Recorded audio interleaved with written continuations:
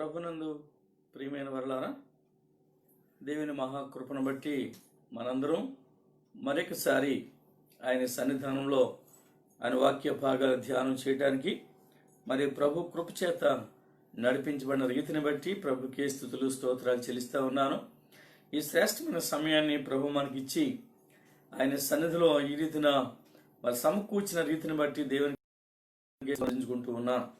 అలానే ఈ వాక్య భాగాలు మరి ధ్యానించుచుండగా వినాలి, గ్రహించాలి అని ఆశ కలిగి చేర్చబడిన బిడ్డలందరిని బట్టి కూడా మీకే దేవుని నామాన్ని బట్టి మిమ్మల్ని అందరినీ మీ మీ స్థలాలలో మరి కూడి వచ్చి వాక్య భాగాలు వినవలసిందిగా మనం చేస్తున్నాం. శ్రేష్టమైన వాక్కులు, శ్రేష్టమైన సమయం మన జీవితాలలో శ్రేష్టమైనటువంటి అనుభవాలతో నింపే మన ప్రభు మనల్ని ఈ రీతిగా మనల్ని కాపాడుతూ నడిపిస్తున్న రీతిని బట్టి ప్రభుకే స్తుతి వందనాలు. మరి ఈ సమయంలో మన ధ్యానాంశముగా ప్రకటన గ్రంథంలో నుంచి 22వ అధ్యాయము 18వ వచనం నుంచి ఆఖరు వరకు మనం చదువుకుందాం.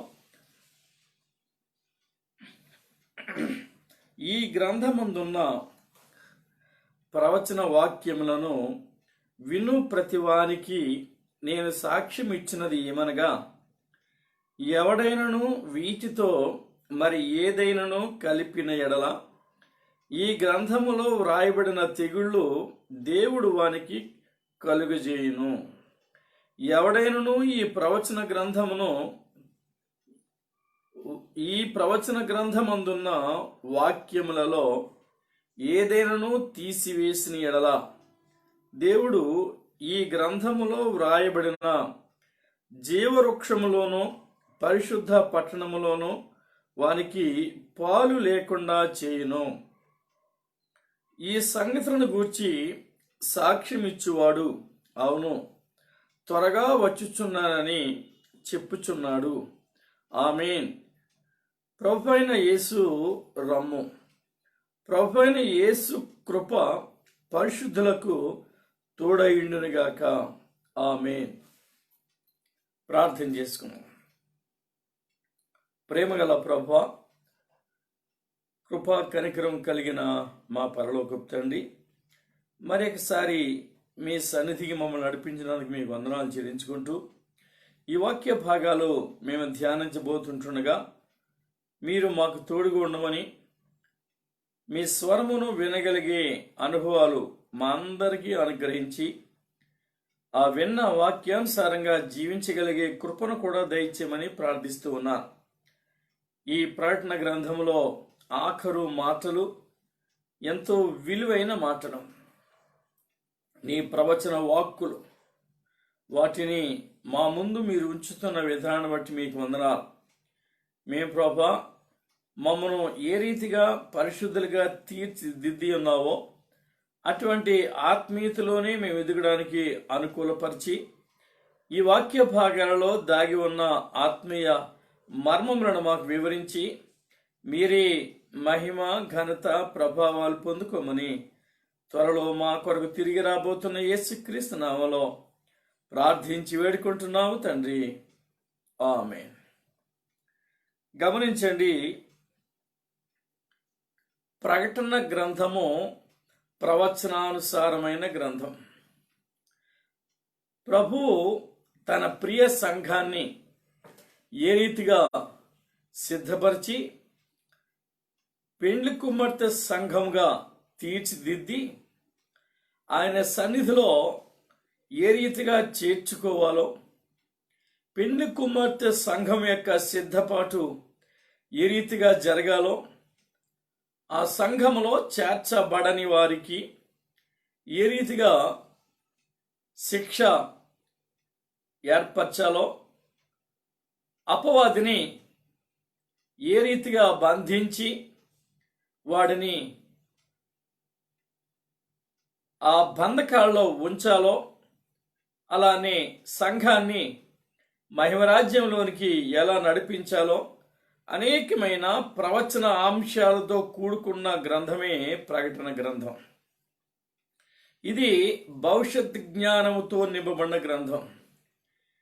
దీనిని ఆత్మవశములో యోహానును ఉంచి పరలోక సంబంధమైన జ్ఞానాన్ని యోహానుకు అనుగ్రహించి ఈ పరిశుద్ధ వాక్కులు గ్రంథస్థం చేసినట్టుగా మనం గమనించాలి. నేను చెప్పుచున్నవన్నీ వ్రాసి అనే మాట ప్రభు వాడాడు. అంటే దీన్ని వ్రాయాలి, మానవాళికి అందించాలి,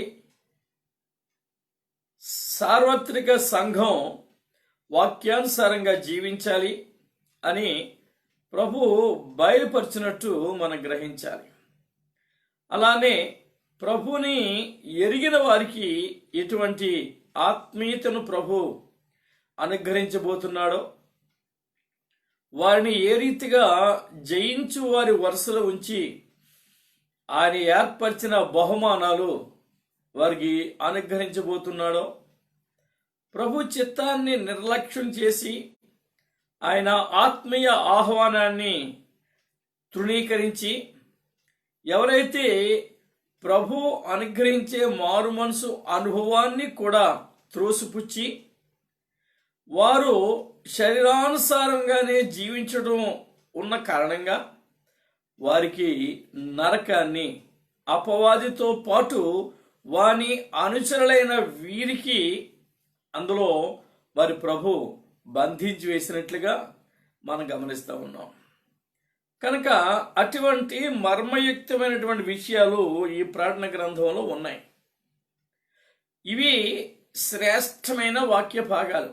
ప్రవచన వాక్కు అని కేవలం ఈ 22వ అధ్యాయంలోనే పలు పర్యాయాలు ప్రభు జ్ఞాపకం చేశాడు. మీరు గమనిస్తే 7వ వచనంలో, 22వ అధ్యాయము 7వ వచనంలో ఈ గ్రంథములోని ప్రవచన వాక్యములను గైకొనువాడు ధన్యుడు అన్నాడు. ఈ గ్రంథంలో వ్రాయబడిన విషయాలు, జరగవలసిన విషయాలు, భవిష్యత్ జ్ఞానముతో కూడుకున్న విషయాలు ఇందులో ఉన్నాయి. వీటిని ఎవరు గైకొంటారో, గ్రహిస్తారో వారు ధన్యులు అన్నాడు.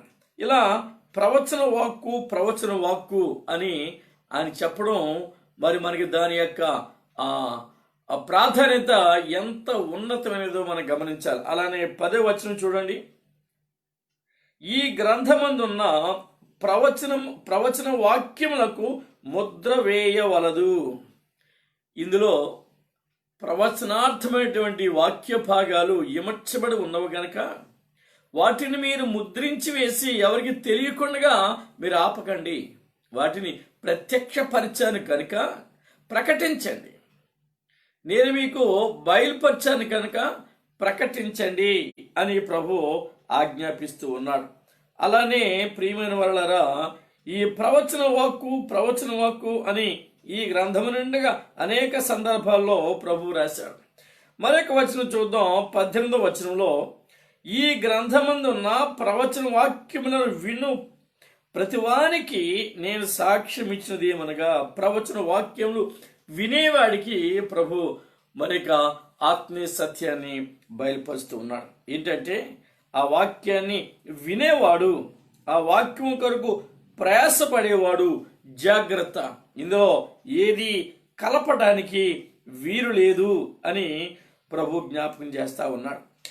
ప్రియమైన వాళ్ళారా, ఈ ప్రవచనం అనేటువంటి అద్భుతమైన పదం మనకి వాడుతూ వచ్చాడు ప్రభు. ఎందుకంటే ఇవి జరగవలసినవి. మీరు ఇంకా మాట 19వ వచనంలో కూడా చూడగలుగుతారు. ఈ ప్రవచన గ్రంథమందున్న వాక్యములలో, ప్రవచన గ్రంథం, ఈ గ్రంథమే ప్రవచన గ్రంథం, ప్రకటన అన్నాడు. ఇది ప్రకటించబడవలసిన గ్రంథం. ఇందులో ఉన్న అంశాలు దాచిపెట్టడానికి వీలలేదు. ఇవి అందరికీ తెలియబడాలి. ఇవి అందరూ చదవాలి, అందరూ వినాలి, అందరూ గైకొనాలి, నిర్లక్ష్యం చేయకూడదు అనే అంశాన్ని చెబుతూ ప్రభు ఒక వార్నింగ్ ఇచ్చాడు. This is final warning. ఏమిటి ఫైనల్ వార్నింగ్ అంటే మరి గమనించండి. ఈ 18వ వచనంలో, ఈ గ్రంథమందున్న ప్రవచన వాక్యములను విను ప్రతివానికి, ఈ ప్రవచన గ్రంథములో ఉన్న వాక్యములను వినుచున్నటువంటి ప్రతివానికి నేను సాక్ష్యం ఇచ్చినదేమనగా అని చెప్పి ఒక వార్నింగ్ ఇచ్చాడు. ఎవడైనను వీటితో, ఈ ప్రవచన వాక్య భాగములతో ఎవడైనను వీటితో మరి ఏదైనను కలిపిన ఎడలా, ఈ ప్రవచన గ్రంథాన్ని, పరిశుద్ధ గ్రంథాన్ని దేవుడు మనల్ని ప్రేమించి మనకిచ్చాడు. ఆయన ఏ ఏ ఆత్మీయ సత్యాలు ఈ పరిశుద్ధ గ్రంథంలో కానీ ప్రకటన గ్రంథంలో కానీ వివరించి మనకి తెలియపరచాలో, ఎంతవరకు మన ఆత్మీయ క్షేమానికి, ఎదుగుదలకు, దైవ సంబంధానికి, దైవ సహవాసానికి అవసరమో అవన్నీ లిఖించాడు. లిఖించి ఆఖరున సమాప్తము అని వ్రాయబడింది. ఇది సమాప్తము అని వ్రాయబడిన కారణంగా ఈ పరిశుద్ధ గ్రంథంలో ఉన్నటువంటి వాక్య భాగాలకి, ప్రవచన అంశాలకి ఎవరు కూడా ఏది, మరి గమనించండి, ఎవరు ఏది కలపకూడదు, యాడ్ చేయకూడదు, ఏది కలపకూడదు. ఈ గ్రంథాన్ని గ్రంథంలాగానే మనం చదవాలి, వినాలి, గ్రహించాలి, వాక్యానుసారంగా జీవించాలి. ఇది 18వ వచనంలో చెప్పిన మాట. ఒకవేళ ఎవడైనా అలా కలిపినట్లయితే ఈ గ్రంథములో వ్రాయబడిన తెగుళ్ళు దేవుడు వానికి కలుగజేయును. అది పనిష్మెంట్, వార్నింగ్, దాంతోపాటు పనిష్మెంట్. ఏ విషయాలు ఇక ఈ గ్రంథములో కలపటానికి వీలు లేదు. ఈ ప్రవచన వాక్యాన్ని వింటున్న ప్రతి వానికి నేను సాక్ష్యం చెబుతున్నాను. ఏమంటే, ఏ మాట ఈ గ్రంథానికి కలపొద్దు. కలిపితే ఇందులో వ్రాయబడిన తెగుళ్ళు ఉన్నాయి. ఈ తెగుళ్ళన్నీ దేవుడు వానికి కలుగ చేస్తాడు అని 19వ వచనంలో చెప్పాడు. ఇకపోతే 19వ వచనం వచ్చేటప్పటికి, ఈ ప్రవచన గ్రంథమున్న వాక్యములలో ఏదైనా తీసివేసిన యెడల కలపొద్దు, తీయొద్దు. గ్రంథాన్ని గ్రంథంగానే ఉంచాలి. మన ఆత్మీయ క్షేమానికి కావలసిన అంశము ఇందులో ఉంది. నువ్వు ఈ గ్రంథంలో ఏవి కలపొద్దు, ఏది తీయొద్దు. ఒకవేళ నువ్వు తీసేసావు అంటే ఈ గ్రంథములో వ్రాయబడిన జీవవృక్షములోనూ పరిశుద్ధ పట్టణములోనూ అటువంటి వాడికి పాలిభాగం లేదు అని దేవుడు ఫైనల్ వార్నింగ్ విత్ పనిష్మెంట్. ఆ మాట ఎంత మరి కఠినంగా ప్రభు ఆజ్ఞాపడు గమనించాడు. ఎవడు కలపటానికి వీలు లేదు, దీనిని ఎవడునో తీసివేయడానికి వీలు లేదు. మీరు ఒక్కసారి ఆది కాండంలోనికి వెళదాం. వెళితే ఏదేనో తోట ప్రభు ఏర్పరిచి ఆదామును హవ్వమును ఆ తోటలో ఉంచి ప్రభు ఒక ఆజ్ఞ, ఈ ఆజ్ఞ ఒకటి ఇచ్చాడు. ఏంటి అంటే, మీరు చూడండి, 2వ అధ్యాయము ఆది కాండం 2వ అధ్యాయము 16-17 వచనాలు. మరియు దేవుడైన యెహోవా ఈ తోటలోనున్న ప్రతి వృక్ష ఫలమును నీవు నిరభ్యంతరముగా తినవచ్చును.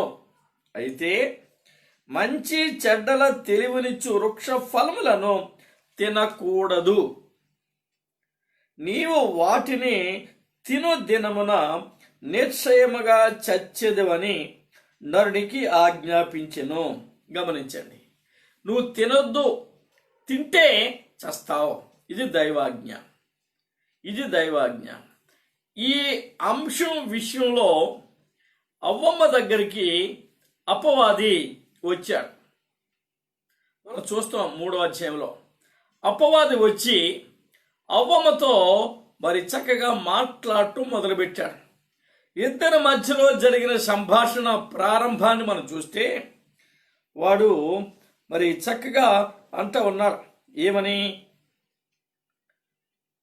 దేవుడైన యెహోవా చేసిన సమస్త భూజంతువులలో సర్పము యుక్తి గలదై ఉండెను. అది ఆ స్త్రీతో, ఇది నిజమా? ఆ అపవాది లేక సర్ప రూపములో ఉన్న అపవాది అవ్వమ్మతో మాట్లాడిన మాట ఏంటంటే, ఇది నిజమా? ఏమిటది? తోట చెట్లలో దేని ఫలమునైనను మీరు తినకూడదని దేవుడు చెప్పినా అని అడిగెను. ఈ తోట చెట్లలో దేని ఫలములనైనను మీరు తినకూడదని దేవుడు చెప్పినా అని అడిగాను.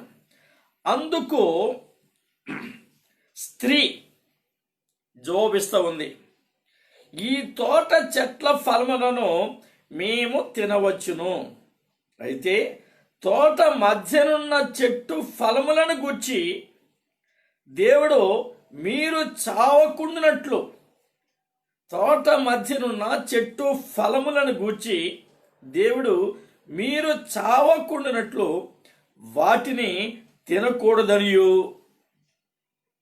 అంతవరకు బాగానే ఉంది. తినకూడదనియు వాటిని ముట్టకూడదనియు చెప్పినని సర్పముతో అనను. తినొద్దు అని చెప్పాడు ప్రభు. కానీ అవ్వమ్మ ఏం మాట్లాడుతుంది? తినొద్దు అన్నాడు అంటే బాగానే ఉండు, కానీ ఒక మాట యాడ్ చేసింది, కలిపింది. ప్రార్థన గ్రంథంలో ఏం చెప్పాడు? ఈ ప్రవచన వాక్యమునకు ఎవడు వినేవాడు ఎవడు కూడా ఏమీ కలపకూడదు అన్నాడు. కానీ ఇక్కడ అవ్వమ్మ కలిపింది. నిజానికి దేవుడు ఏం చెప్పాడు? 2వ అధ్యాయంలో 16-17 వచనాల్లో జాగ్రత్తగా చదవండి. దేవుడైన యెహోవా ఈ తోటలోనున్న ప్రతి వృక్ష ఫలములను నిరభ్యంతరముగా తినవచ్చును, అయితే, ఇక్కడ జాగ్రత్తగా చూడండి, అయితే మంచి చెడ్డల తెలివినిచ్చు వృక్ష ఫలములను తినకూడదు, వృక్ష ఫలములను తినకూడదు అన్నాడు. వారు తింటే చస్తారు అన్నాడు. ప్రభు తినొద్దు అన్నాడు, కానీ ముట్టొద్దు అనలా. అంటే లాజికల్గా కొంతమంది మాట్లాడచ్చు, తినాలంటే అది కొయ్యాలి కదా, కొయ్యాలంటే పట్టుకోవాలి కదా అని అనొచ్చు. ఇక్కడ అది కాదు, కలపొద్దు అని ప్రభు చెప్పినప్పుడు నీ వివరణ అక్కడ అవసరంలా, నీ జ్ఞానం అవసరంలా. తినొద్దు మీరు చస్తారు అన్నాడు, అది నిజమేనా అని అడిగినప్పుడు అవును తినొద్దు అన్నాడు, తింటే చస్తారన్నాడు అని చెప్పొచ్చు. కానీ ముట్టనే ముట్టొద్దు అన్నట్టు చెబుతా ఉంది. మీరు గమనించండి, మేము ఆ వాటిని ముట్టకూడదనియో చెప్పాను, ముట్టకూడదనియో. గమనించారు కదా, ఇది యాడ్ చేసింది, ముట్టకూడదనియు. తింటే చస్తారు అన్నాడు, మేము తినకూడదు అని అంటంలా. దానితో పాటు ముట్టకూడదనియు అంటే ఇక్కడ అవ్వమ్మ తన జ్ఞానాన్ని ఉపయోగించి పరిశుద్ధ గ్రంథంలో ప్రభువు ఆజ్ఞాపించిన ఆజ్ఞకు కొంత ఎడిషన్ యాడ్ చేసింది. ఆ యాడ్ చేయటం అంటే కలిపింది. కానీ ప్రభు అన్నాడు కలపొద్దు అన్నాడు. కలపొద్దు అని చెప్పిన ప్రభు మాట ఆమె గ్రహించలా. ఆమె అంతగా ఆ మాటలో దాగి ఉన్న ఆత్మీయతను ఆమె గుర్తించలా. మీరు గమనించండి, దినవృత్తాంతం ద్వితీయోపదేశకాండం 4వ అధ్యాయము 2వ వచనాన్ని కానీ మనం చూడగలిగితే, మీ దేవుడైన యెహోవా ఇచ్చిన ఆజ్ఞలను మీకు ఆజ్ఞాపించుచున్నాను, వాటిని గైకొనుటయందు నేను మీకు ఆజ్ఞాపించిన మాటతో దేనిని కలపకూడదు. గమనించారు కదా, నేను మీకు ఆజ్ఞాపించిన మాటలలో దేనిని కలుపకూడదు. ఎంత చక్కగా వివరించాడు మీరు గమనించండి. దానిలో నుండి దేనిని తీసివేయకూడదు. నువ్వు దేవుని వాక్యానికి మరొక సంగతి కలపడానికి కానీ దానిని తీసివేయడానికి కానీ నీకు హక్కు లేదు. ఇది దేవుని యొక్క ఆజ్ఞ. కాబట్టి ఎవరు పరిశుద్ధ గ్రంథాన్ని వారికి ఇష్టం వచ్చినట్లు చెప్పడం ప్రభు ఒప్పడు. దాని భావాన్ని చెడగొట్టే రీతిగా కొంతమంది మాట్లాడుతూ ఉంటారు. అది దేవునికి ఇష్టం లేదు. జాగ్రత్త. ప్రభు మాట నీవు ఏదైనా కలిపితే, ఆ మాటకు ఏదైనా కలిపితే తెగుళ్ళు, ఈ పరిశుద్ధ గ్రంథములు ఉన్నటువంటి తెగుళ్ళన్నీ ప్రాప్తిస్తాయి అన్నాడు. ఏదైనా తీసివేస్తే ఆ పరిశుద్ధ పట్టణంలోని కానీ ఆ మహిమరాజ్యంలోని కానీ ప్రవేశించే అర్హతను కోల్పోతావు అన్నాడు. కాబట్టి ఎవడు కలపొద్దు, తీయొద్దు. పరిశుద్ధ గ్రంథాన్ని పరిశుద్ధ గ్రంథంగానే ఉంచాలి. ప్రియమైన వాళ్ళరా, దేవుని మాటను ఈ దినాల్లో అనేక మంది ఏవేవో కలిపి వారి జ్ఞానానంతా చొప్పించి వారు చెప్పాలనుకున్న పిట్ట కథలతోనో ఏదైనా విషయాలతోనో మరి వింటున్న వారిని ఆకర్షించుకునే పనిలో ఉన్నారు. మరికొందరైతే వారు చెప్పే విధానంలో ఆత్మీయ భావాన్ని కోల్పోవడం చూస్తున్నాం. వారు వివరించే క్రమంలో పరిశుద్ధ గ్రంథం యొక్క ఆ very purpose of the scripture వాళ్ళు పోగొడుతూ ఉన్నారు. గమనించండి, దేవుని వాక్కు ఏది కలపడానికి వీలు లేదు, దేనిని తీయడానికి కూడా వీలు లేదు. చూడండి, ద్వితీయోపదేశ కాండంలోనే 12వ అధ్యాయము 32వ వచనం చూసినట్లయితే ఇక్కడ కూడా ప్రభు ఒక మాట అన్నాడు, నేను మీకు ఆజ్ఞాపించున్న ప్రతి మాటను అనుసరించి చేయవలెను. దానిలో నీవు ఏమీయూ కలపకూడదు, దానిలో నుండి ఏమీయూ తీసివేయకూడదు. ప్రియమైన వాళ్ళరా, మనం పరిశుద్ధ గ్రంథాన్ని ఒకవేళ విక్రింతల పాలు చేసే రీతిగా మన వాక్య వివరణ ఉన్నదేమో, లేఖనాలు, దేవుని మాటలు, శ్రేష్టమైన పరిశుద్ధ గ్రంథం మన ఇష్టానుసారంగా ఇంటర్ప్రిట్ చేస్తున్నామేమో. జాగ్రత్త, నీ జ్ఞానం పనికిరాదు. దేవుడు ఆజ్ఞాపించినట్లుగా పరిశుద్ధ గ్రంథాన్ని వివరించాలి. దేవుడు ఆజ్ఞాపించినట్లుగా ఇందులో వ్రాయబడిన విషయాలను మరి చదవాలి, వినాలి, గ్రహించాలి. కనుక వీటిని తారుమారు చేయొద్దు. ఆ తారుమారు అనేటువంటి ఆ జీవన విధానం బాబేలు విధానం. మీరు బాబేలు వలె దేవుని మాటలు మార్చేయకండి. అలా దేవుని కృపకు దూరం కాకండి. అలానే ప్రియమైనలారా, ఈ వాక్యం శ్రేష్టమైనది, అమూల్యమైనటువంటి వాక్యం. ఈ వాక్యమే మనను శుద్ధీకరించే వాక్యం. ఈ వాక్యమే మన బలపరిచే వాక్యం. బయలు దేవత ఆ ఘట్టాన్ని ఒకసారి మనం జ్ఞాపకం చేసుకుంటే, ఇశ్రాయేలీయులు 2 తలంపుల మధ్య తడబడుతూ ఉన్నారు. ఏలియా వారితో చేసిన ఛాలెంజ్ విషయంలో మరి దేవుని యొక్క కృప, దేవుని యొక్క మహిమ అక్కడ ఉన్నతమైనదిగా రుజువు చేయబడింది. కాబట్టి ఏమి కలపొద్దు, ఏమి తీయొద్దు అని దేవుని ఆజ్ఞను మనం గమనించాలి. ప్రియమైన వారలారా, ఏది కలపడానికి వీలు లేదు. సామెతల గ్రంథంలో కూడా ఓ మాట అంటాడు. 30వ అధ్యాయము 6వ వచనాన్ని చూస్తే, సామెతల గ్రంథం 30వ అధ్యాయము 6వ వచనంలో ఈ మాటలు శ్రేష్టమైన మాటలు. ఆయన మాటలతో ఏమీయో చేర్చకుము, ఆయన నిన్ను గద్దించునేమో, అప్పుడు నీవు అబద్ధికుడవగుదువు. జాగ్రత్త. దేవుని వాక్యాలతో, పరిశుద్ధ గ్రంథంతో ఆటలొద్దు. ప్రియమైన వారలారా, దేవుడు పరిశుద్ధుడు పరిశుద్ధుడు పరిశుద్ధుడని రాత్రింబగళ్ళు ప్రభునామం కొనియాడబడుతుంది. ఆ పరిశుద్ధుడు మనకిచ్చిన వాక్కు పరిశుద్ధ గ్రంథం. దీనిని పొల్యూట్ చేయొద్దు. ప్రియమైన వారలారా, దీన్ని అటు ఇటు మీకు నచ్చినట్టు భావాన్ని మార్చివేయొద్దు. ప్రభు ఆజ్ఞను ధిక్కరించొద్దు. మరలా నువ్వు దేవుని వాక్యాన్ని ధిక్కరించడం ద్వారా పాపిగా మార్చబడేవాడివే ఉన్నావు. కాబట్టి జాగ్రత్త. ఒకవేళ ఈ పని నువ్వు చేస్తే, ఈ పరిశుద్ధ గ్రంథానికి ఏదైనా కలిపితే, నీకన్నాడు తెగుళ్ళు వస్తాయి అన్నాడు. ఒకవేళ ఏదైనా తీసివేస్తే జీవవృక్షములో పాలు లేదన్నాడు, ఆ పట్టణంలోనే ప్రవేశం లేదన్నాడు. ఈ భయంకరమైనటువంటి తీర్పు ఉగ్రత మరొకసారి నీ మీదకి రాకుండగా నువ్వు జాగ్రత్త పడు. ప్రకటన గ్రంథంలో వ్రాయబడిన తెగుళ్ళ సంఖ్య 32 తెగుళ్ళు ప్రస్తావించబడ్డాయి. పరిశుద్ధ గ్రంథం మొత్తం మీద దాదాపు 126 తెగుళ్ళు ప్రస్తావించబడ్డాయని మరి బైబిల్ పండితులు తెలియపరుస్తూ ఉంటారు. కనుక ఈ తెగుళ్ళు మీకు లిస్ట్ కావాలంటే ద్వితీయోపదేశకాండం 28వ అధ్యాయము 14వ వచనం నుంచి ఆఖరి వరకు చదవండి. ఆ లిస్ట్ అంతా వ్రాయబడింది. ఈ తెగుళ్ళు నీకు ప్రాప్తించకుండా ఉండాలని గమనించు. నీవు ఏదైతే నువ్వు చేస్తున్నావో దానికి తగిన రీతిగా ప్రభు నీకు శిక్షను విధించేవాడైనాడు. మోసపోకుడి, దేవుడు విక్కరించబడడు.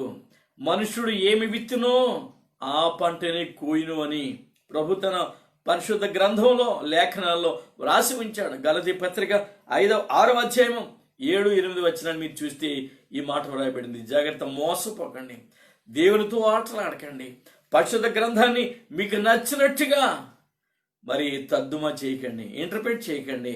దైవ జ్ఞానంతో ఆయన బోధించిన బోధలే మనం తెలియచేయాలి. అందుకనే అన్నాడు, ఆయన వెళ్ళిపోయేటప్పుడు గ్రేట్ కమిషన్ ఆ సందర్భంలో ప్రభు చెప్పాడు, నేను మీకు ఏ ఏ విషయాలు ఆజ్ఞాపించానో వాటినే మీరు చెయ్యండి అన్నాడు. మీరు ఒక్కసారి మత్తయి సువార్త ఆఖరి అధ్యాయం ఆఖరి వచనాన్ని మరి చూడగలిగితే ప్రభు మనకి మరి బోధించినటువంటి అద్భుతమైన బోధ 28వ అధ్యాయం 20వ వచనం, నేను మీకు ఏ ఏ సంగతులను ఆజ్ఞాపించుతునో వాటినన్నిటినీ గైకొనవలెనని వారికి బోధించుడి. మీ బోధ ఏమై ఉండాలి? క్రొత్త బోధ అవసరంలా. నువ్వు ఏదో నీ జ్ఞానాన్ని వినియోగించి ఉపయోగించి ఏవేమో క్రొత్త బోధలు చేసేస్తున్నావు అని ఒకవేళ తృప్తిపడిపోతున్నావేమో. ప్రభు చెప్పింది అది కాదు. నేను మీకు ఏ ఏ సంగతులను ఆజ్ఞాపించుతునో వాటిని గైకొనవలనని వారికి బోధించండి. అంతే. పరిశుద్ధ గ్రంథాన్ని వాళ్ళు గ్రహిస్తే చాలు, వాళ్ళ జీవితాలు మెరుగైతాయి, వాళ్ళ జీవితాలు శుద్ధీకరించబడతాయి, వాళ్ళు ప్రభుతో సహవాసం చేయగలుగుతారు. చెప్పిన బోధ, చెప్పిన విషయాలు, ఆజ్ఞాపించిన విషయాలు, దేవుని పరిశుద్ధ గ్రంథంలో వ్రాయబడిన ప్రతి మాట పరిశుద్ధాత్మ ప్రేరణతో మనకు అందించబడింది. కనుక వాటిని మరి బోధించండి, గైకొనమని బోధించండి అన్నాడు ప్రభు. కానీ మరి మనం చేస్తున్న పని ఒకసారి ఆలోచించండి, ఒకసారి మనం గమనించండి. దేవుడు ఇలా ఎవరైనా నిర్లక్ష్యం చేసి వారి జ్ఞానాన్ని ఒకవేళ ఉపయోగించి ఈ ప్రవచన గ్రంథంలో, ప్రకటన గ్రంథంలో ఏదైనా మాట కలిపితే జాగ్రత్త, తెగుళ్ళు ప్రాప్తిస్తాయి. కఠినమైన శిక్షను ప్రభు ఏర్పరిచాడు. కఠినమైనటువంటి ఆ జీవితాన్ని ప్రభుని ఇక్కడ ఇవ్వబోతున్నాడు. కాబట్టి వాక్యముగానే బోధించాలి. దానిలో ఉన్నటువంటి ఆ పరిశుద్ధత కోల్పోకూడదు, ఆ దానిలో ఉన్నటువంటి దైవ చిత్తము కోల్పోకూడదు. దేవుని యొక్క ఈ ఏర్పాటు అందులో ఏమున్నదో, ఆ మాటలో, ఆ సందర్భంలో, ఆయన బోధించే బోధలో ఏముందో అది కోల్పోకుండా మనం దేవుని చిత్తాన్ని ఎరిగి వాక్యాన్ని వివరించవలసిన వారమేంటున్నాం. అంతేకాదు ప్రియమైన వాళ్ళు గమనించండి, కడవ దినాల్లో అనేకులు అనేక రీతిలుగా లోకంలో దేవుని వాక్యాన్ని ప్రకటించడానికి బయలుదేరుతున్న సమయం ఇవి. ఈ సమయంలో ప్రభు జ్ఞానం మనకు కావాలి. ఎందుకంటే అపవాది అనేవాడు మన వెంబడే ఉన్నాడు. అపవాదిని ఎదిరించడి, అప్పుడు వాడు మీ యొద్ద నుండి పారిపోవును అని ప్రభు చెప్పాడు. అంటే వాడు ఎప్పుడు మన దగ్గరే ఉంటాడు. మనల్ని ఏ రీతిగా తికమక చెయ్యాలో, ఏ రీతిగా భ్రమింప చెయ్యాలో, ఏ రీతిగా దేవుని దూరం చెయ్యాలో, ఏ రీతిగా వాక్యాన్ని ఉన్నది ఉన్నట్టుగా ప్రకటించకూడదో, ఇటువంటివి మనకి వాడు మరి మనలో ఉండి అట్లాంటి పనులు వాడు చేపిస్తూ ఉంటాడు. కాబట్టి జాగ్రత్త, వాడిని వెళ్ళగొట్టండి. ఇప్పటికే ఎందరో అబద్ధ ప్రవక్తలు ఈ లోకంలో ఉన్నారు, వారు పని చేస్తున్నారు. దేవుని పని నీవు నేను నమ్మకంగా చేయాలని ప్రభు కోరుకుంటున్నటువంటి ఈ దినాల్లో ఆ నమ్మకాన్ని కోల్పోతే అపవాది నిన్ను ఓవర్కమ్ చేసేవాడిగా ఉన్నాడు. ఎందుకంటే ప్రకటన 12:12 మీరు చూస్తే అపవాది తనకు సమయము కొంచెమే అని ఎరిగి, గమనించవారు ఎరిగాడు, ఇక సమయం లేదు అనే విషయాన్ని ఎరిగి వాడు ఈ కొద్ది సమయంలో ఎక్కువ పని వాడు చెయ్యగలిగినంత, వాడి వలనైనంత వరకు వాడు చేస్తున్నాడు. పౌలు గారు అన్నాడు, సువార్త ప్రకటన నా వలనైనంత వరకు నేను చేస్తాను అని ప్రభు సన్నిధిలో జ్ఞాపకం చేశాడు. ఇక్కడ అపవాది సమయాన్ని గుర్తించి వాడు ఎంత చేయగలడో, మన భాషలో చెప్పాలంటే వాడు ఓటీల మీద ఓటీలు చేసేసి వాడు సంఘాన్ని పాడు చేయడానికి, మరి మన క్రైస్తవుల్ని దేవునికి దూరం చేయడానికి వాడు పన్నిన పన్నాగాన్ని నెరవేర్చుకునే క్రమంలో తప్పుడు బోధలు, అబద్ధ బోధలు వాడు చేస్తున్నాడు. అందుకని అబద్ధ బోధకులు ఈ లోకంలో మరి కనపడుతూ ఉన్నారు. ప్రభు వాక్యాన్ని కాదు అని వారికి నచ్చిన రీతిలో వాక్యాన్ని వివరిస్తున్నారు. ఈ మాట అందుకే ప్రభు చెప్పాడు, ఈ పరిశుద్ధ గ్రంథములో, ఈ ప్రవచన వాక్యములో వింటున్న మీరు ఎవడూ కూడా ఏది కలపడానికి కానీ తీసివేయడానికి కానీ ప్రభు మనకు హక్కు ఇవ్వలేదు. సమాప్తం అన్నాడు. No modification, no amendments. దేవుడి వాక్కు దేవుని వాక్కు, అది భూమి ఆకాశాలు గతించినేమో కానీ ఈ మాటలు గతించమని కూడా ప్రభు చెప్పాడు. కాబట్టి ప్రియమైన వాళ్ళరా, ఆఖరు మాటలు మనం జ్ఞాపకం చేసుకుందాం. ఈ మాటలు మనకెంతో ఉపయోగమైన మాటలు. ఏంటంటే ఈ ఆఖరు వాగ్దానం ఒకటి ప్రభు చేశాడు. ఏమని చేశాడు? 20వ వచనంలో ఉంది వాగ్దానం. గమనించండి. ఈ సంగతులను గూర్చి సాక్ష్యం ఇచ్చేవాడు అవును, త్వరగా వచ్చుచున్నానని చెప్పుచున్నాడు. ఆమేన్. ప్రభుని యేసు రమ్ము అని కలిగే ఆత్మీయత మనలో ఉండాలి.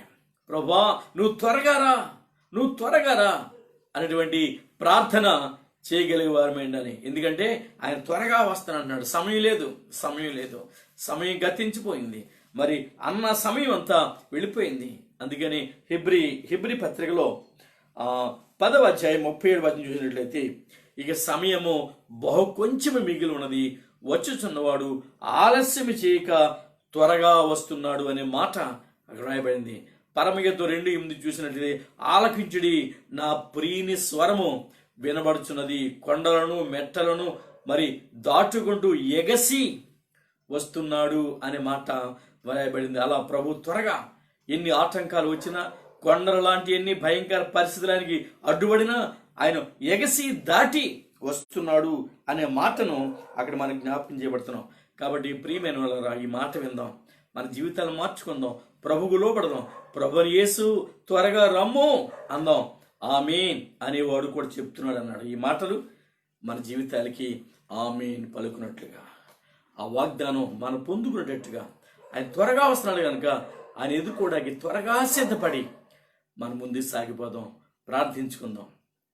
ప్రేమగల ప్రభువా, కృపగల మా పరలోకపు తండ్రి, మరొకసారి నీ పరిశుద్ధ పాదాలకు వందనాలు. మా గొప్ప దేవా నీ స్తోత్రాలు. మమ్మల్ని జ్ఞాపకం చేసుకోండి, మీ కృపతో నింపండి, మీ సహాయం మాకు దయచేయండి. ఇంతవరకు విన్న వాక్య భాగాలు మా అందరి హృదయాల్లో నేను ముద్రించబడి స్థిరపరచబడి ఫలించినట్లు మీ సహాయం దయచేయండి. విత్తబడిన వాక్యాన్ని అపవాది ఎత్తుకుపోకుండా మీరే మీ సహాయం మాకు అందించమని ప్రార్థన చేస్తున్నాను. కృపగల ప్రభువా, బిడ్డలందరిని దర్శించండి, సంఘాన్ని దర్శించండి, అలానే ఆన్లైన్లో వాక్యాన్ని వింటున్న బిడ్డలను దర్శించండి. ప్రతి ఒక్కరిని మీ కృపతో నింపండి. ఈ వాక్య భాగాలు ప్రపంచ నలుమూలల ప్రభువా నేను మరి వినడానికి టెక్నాలజీ వాడి యవనస్తులు మరి వాక్యాన్ని ప్రభా ప్రకటించడానికి సహకరిస్తుండగా ఆ సహకరించే బిడ్డలను మీరు దీవించండి, ఆస్వాదించండి, మీ కృపతో నింపండి. అలా కరోనా విషయంలో ప్రపంచం అంతా ఆందోళన ఉండగా అందులో మేమును ప్రభా ప్రార్థిస్తుంటున్నాం. కృప చూపి మీరే మహిమ కార్యం జరిగించమని, దుష్ట శక్తులను బంధించమని ప్రార్థిస్తున్నాం. రేపు జరిగేటువంటి ఆరాధనకు మమ్మల్ని సిద్ధపరచండి, మీ సన్నిధిలో దాచి ఉంచండి.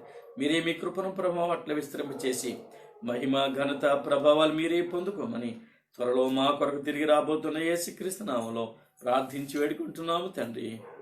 ఆమేన్.